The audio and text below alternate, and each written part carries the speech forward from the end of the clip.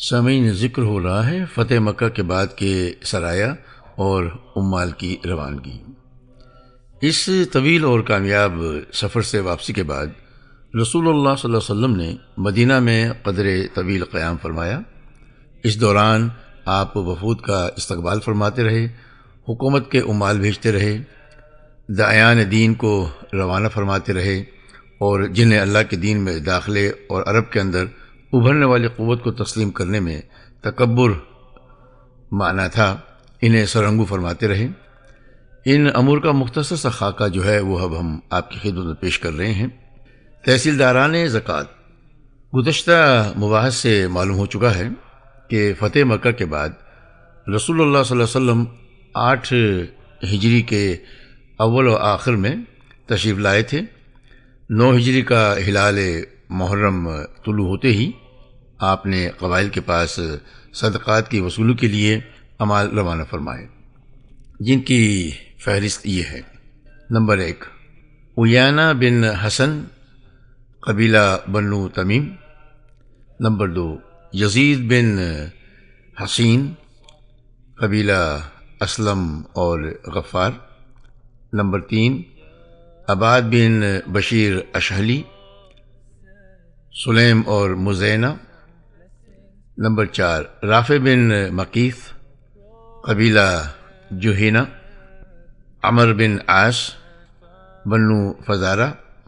Number 6، دہاک بن سفیان، بنو club. Bashir بن سفیان، بنو کعب۔ ابن السبیہ ازدی، بنو زبان۔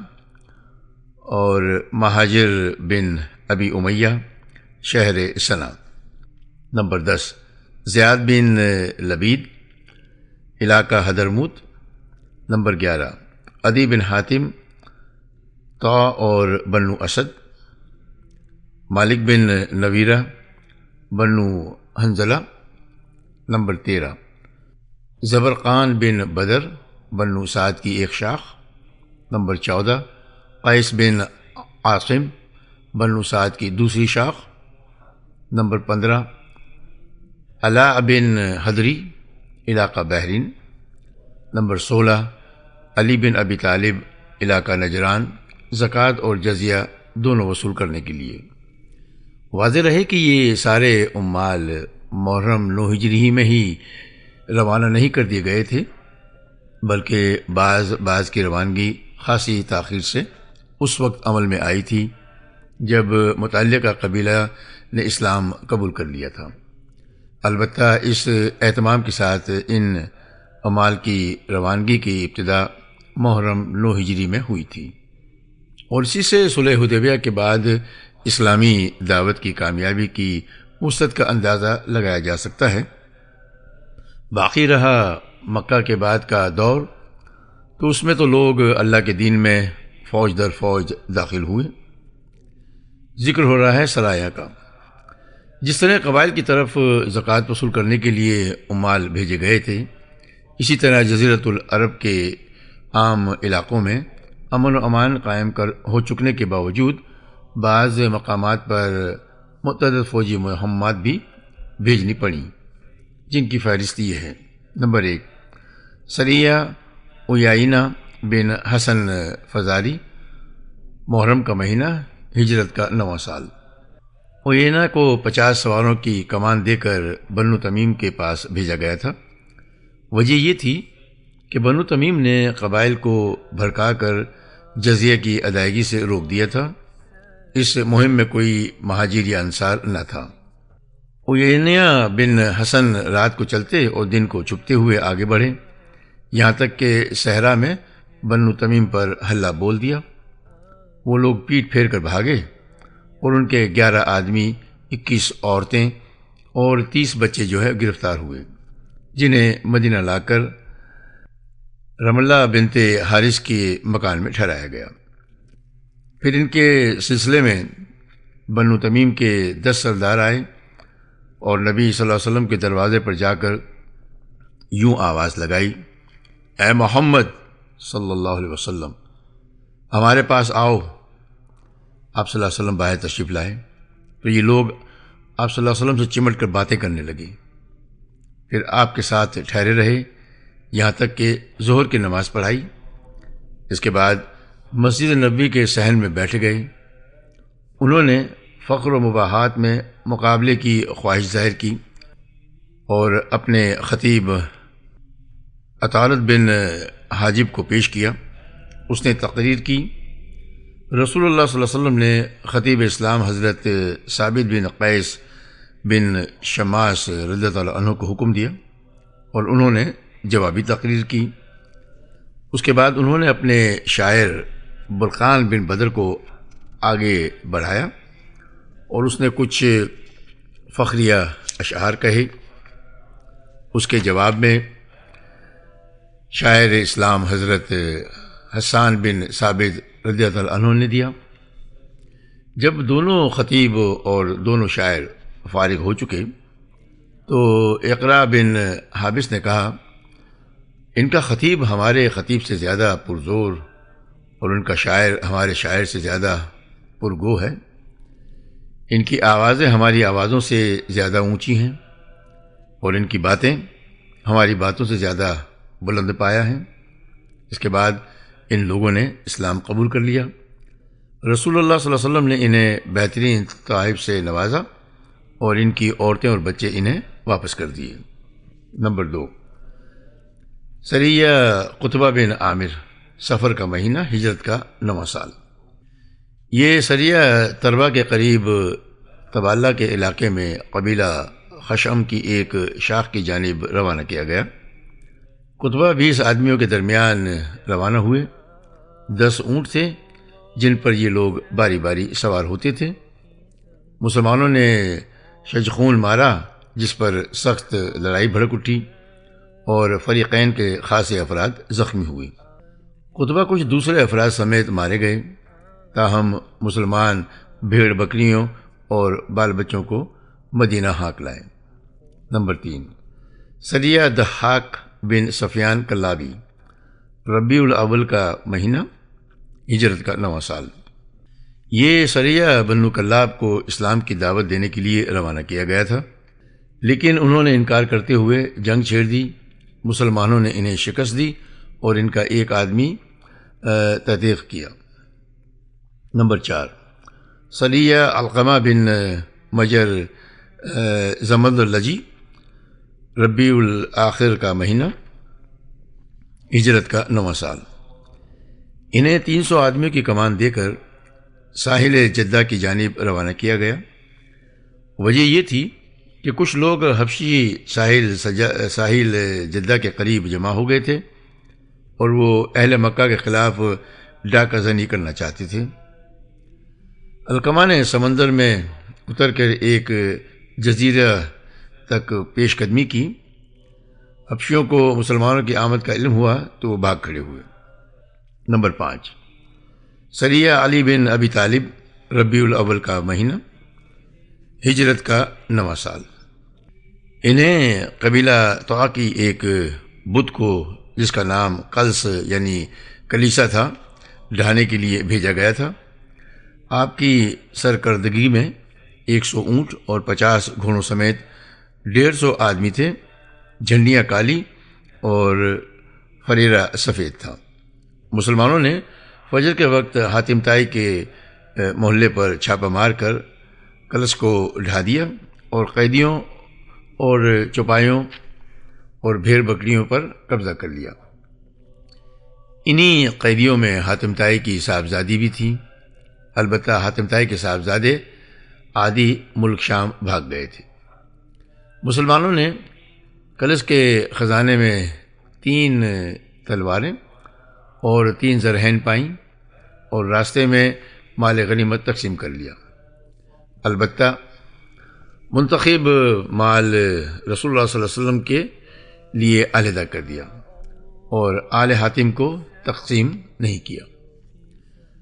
مدینہ پہنچنے تو حاتم کی صاحبزادی نے رسول اللہ صلی اللہ علیہ وسلم سے رحم کی درخواست کرتے ہوئے عرض کیا، یا رسول اللہ صلی اللہ علیہ وسلم، یہاں جو آ سکتا تھا لاپتہ ہے، والد گزر چکے ہیں اور میں بڑھیا ہوں، خدمت کرنے کی طاقت نہیں رکھتی۔ آپ صلی اللہ علیہ وسلم مجھ پر احسان کیجیے، اللہ تعالیٰ آپ پر احسان کرے گا۔ آپ صلی اللہ علیہ وسلم دریافت فرمایا، تمہارے لیے کون آ سکتا ہے؟ بولی، عدی بن حاتم۔ فرمایا، وہی جو اللہ اور رسول سے بھاگا ہے۔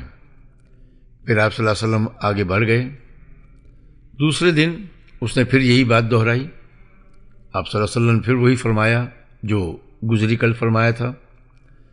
تیسرے دن پھر اس نے وہی بات کہی تو آپ نے احسان فرماتے ہوئے اسے آزاد کر دیا۔ اس وقت آپ صلی اللہ علیہ وسلم کے بازو میں ایک صحابی تھے، غالباً حضرت علی رضی اللہ تعالیٰ عنہ۔ انہوں نے کہا، آپ صلی اللہ علیہ وسلم سے سواری کا بھی سوال کرو۔ اس نے سواری کا سوال کیا۔ آپ صلی اللہ علیہ وسلم نے سواری فراہم کرنے کا بھی حکم صادر فرمایا۔ حاتم طائی کی صاحبزادی لوٹ کر اپنے بھائی عدی کے پاس ملک شام گئیں۔ جب ان سے ملاقات ہوئی تو انہیں رسول اللہ صلی اللہ علیہ وسلم کے بارے میں بتلایا کہ آپ صلی اللہ علیہ وسلم نے ایسا کارنامہ انجام دیا ہے کہ تمہارے باپ بھی ویسا نہیں کر سکتے تھے۔ ان کے پاس رغبت یا خوف کے ساتھ جاؤ۔ چنانچہ عدی کسی امان یا تحریر کے بغیر آپ صلی اللہ علیہ وسلم کی خدمت میں حاضر ہو گئے۔ آپ صلی اللہ علیہ وسلم انہیں اپنے گھر لے گئے، اور جب وہ سامنے بیٹھے تو آپ صلی اللہ علیہ وسلم نے اللہ کی حمد و ثنا کی۔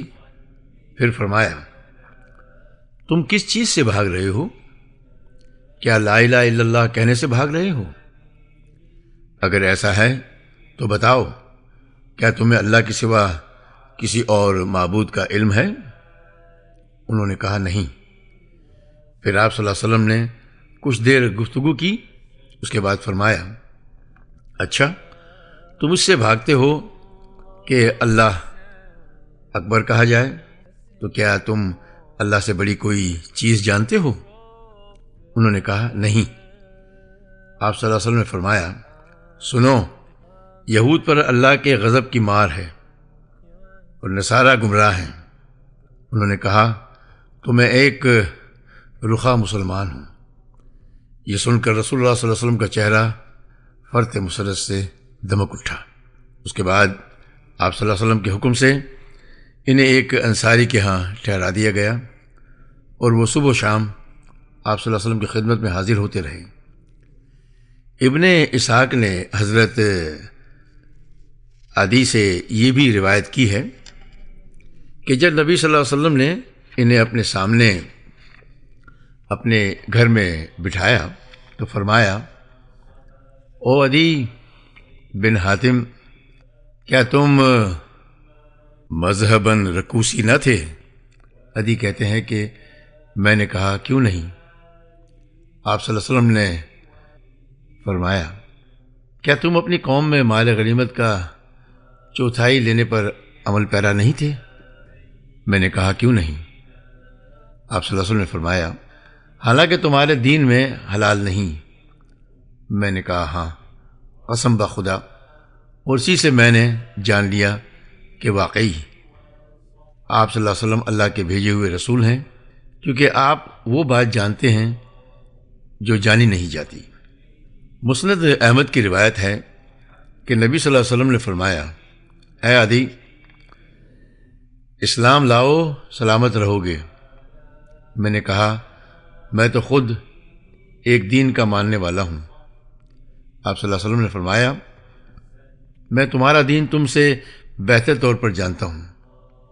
میں نے کہا، آپ صلی اللہ علیہ وسلم میرا دین مجھ سے بہتر طور پر جانتے ہیں؟ آپ صلی اللہ علیہ وسلم نے فرمایا، ہاں، کیا ایسا نہیں کہ تم مذہبہ رکوسی ہو اور پھر بھی اپنی قوم کے مال غنیمت کا چوتھائی کھاتے ہو؟ میں نے کہا، کیوں نہیں؟ آپ صلی اللہ علیہ وسلم نے فرمایا کہ یہ تمہارے دین کی روح سے حلال نہیں۔ آپ کی اس بات پر مجھے سرنگو ہونا جانا پڑا۔ صحیح بخاری میں حضرت عدی سے مروی ہے کہ میں خدمت نبی میں بیٹھا تھا کہ ایک آدمی نے آ کر فاقہ کی شکایت کی، پھر دوسرے آدمی نے آ کر رہزنی کی شکایت کی۔ آپ صلی اللہ علیہ وسلم نے فرمایا، عدی، تم نے ہیرا دیکھا ہے؟ اگر تمہاری زندگی دراز ہوئی تو تم دیکھ لو گے کہ ہوج نشین عورت ہیرا سے چل کر آئے گی، خانہ کعبہ کا طواف کرے گی، اور اسے اللہ کے سوا کسی کا خوف نہ ہوگا۔ اور اگر تمہاری زندگی دراز ہوئی تو تم کسریٰ کے خزانے فتح کرو گے، اور اگر تمہاری زندگی دراز ہوئی تو تم دیکھو گے کہ آدمی چلو بھر کر سونا یا چاندی نکالے گا اور ایسے آدمی کو تلاش کرے گا جو اسے قبول کر لے، تو کوئی اسے قبول کرنے والا نہ ملے گا۔ اسی روایت کے آخر میں حضرت عدی کا بیان ہے کہ میں نے دیکھا کہ ہوج نشین عورت ہیرا سے چل کر خانہ کعبہ کا طواف کرتی ہے اور اسے اللہ کے سوا کسی کا خوف نہیں، اور میں خود ان لوگوں میں تھا جنہوں نے کسریٰ بن ہرمز کے خزانے فتح کیے۔ اور اگر تم لوگوں کی زندگی دراز ہوئی تو تم لوگ وہ چیز بھی دیکھ لو گے جو نبی ابو القاسم صلی اللہ علیہ وسلم نے فرمائی تھی کہ آدمی چلو بھر سونا یا چاندی نکالے گا